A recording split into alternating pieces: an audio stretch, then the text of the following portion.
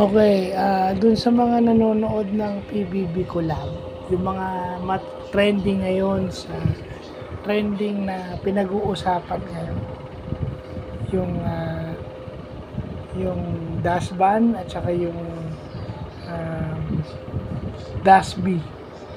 Well, yun na lang ko sinasabi na after nyong marinig yung tungkol kay Ivana, dito sa labas magkakatalo yan.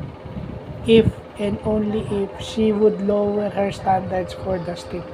Kasi totoo, based on yung interview niya kay MJ Felipe, baka, yun ang lagi ko sinasabi dun sa vlog ko before, baka meron. Kasi ang interpretation ng iba, kinikilig siya while talking about Dustin and answering MJ Felipe's questions. And even nga, yung sinabi niyang babalik siya sa bahay ni Kuya, sabi niya, tumawa siya and then char. So, tumatawa siya, pero yun yung sinasabi ko sa inyo, may confirmation yan. Only she can confirm kung meron siyang gusto kay Dustin. The only thing na sinabi niya doon is, dapat noon pa sila ni Dustin magkasama. Kasi pinahanap nga siya kay, isasama nga siya dapat sa vlog, kaso busy siya. No, kasi nga nagwapuhan. So, hindi porket nagwapuhan sa kanya, yun na yung tipong, di ba, di sana, gwapo rin naman si Michael Sager. Siguro, chinek niya, gwapo rin naman si Michael Sager. So, nando si Michael Sager doon sa video. So, dapat, inano niya ulit yun na na hanapin mo naman para next vlog, ganyan. Yung mga ganun.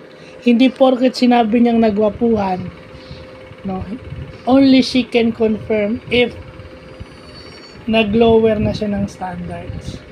At yung sinasabi nung isang Facebook commenter na, sinasabi ko na nga na walang jowa kasi dapat sinasama sa Star Magic Ball yung rumarampa. Tingnan nyo tingnan nyo hindi naman porket, tingnan nyo, si Barbie Imperial at saka si Richard Gutierrez confirm na sila, pero bakit hindi sila rumapa magkasabay sa Star Magic Ball? Ang kasama ni Richard is yung cast ng Incognito. So, hindi porket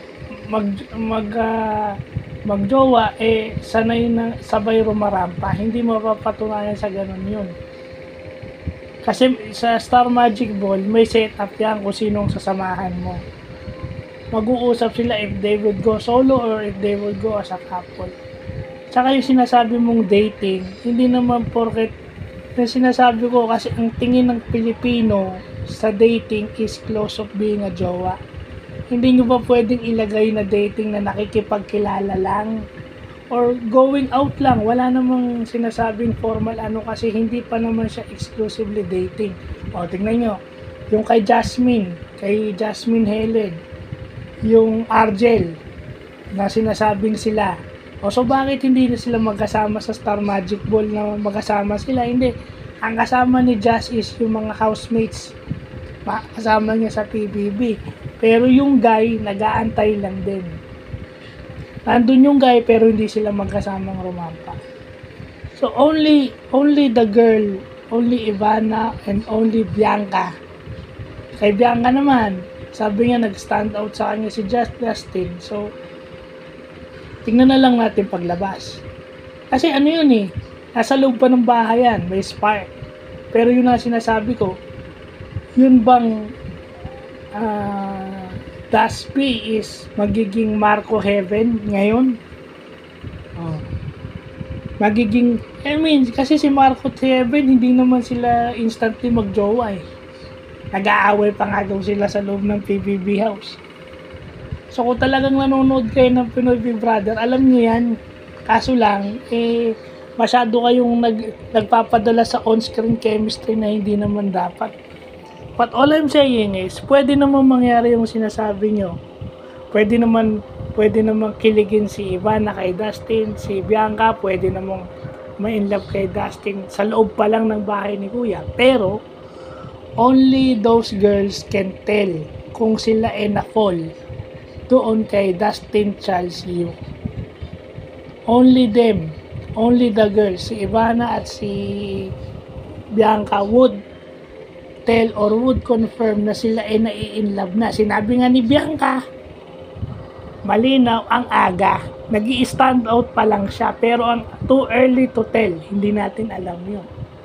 But based do sa statement ni Bianca, too early, mukhang yung mga titig, yun na yun. Kasi nag-i-stand out sa kanya, yung curiosity niya na-awaken. So, kinikilig pa lang siya. Kasi tinatanong na niya paano makipag-date, ganyan. Ibig sabihin, curiosity awakening, nako-curious pa lang siya doon sa lalaki. So, hindi pa natin alam. Only them can confirm kung talagang na-in-love na sila doon sa specific na Dustin Yu. So, yun lang po.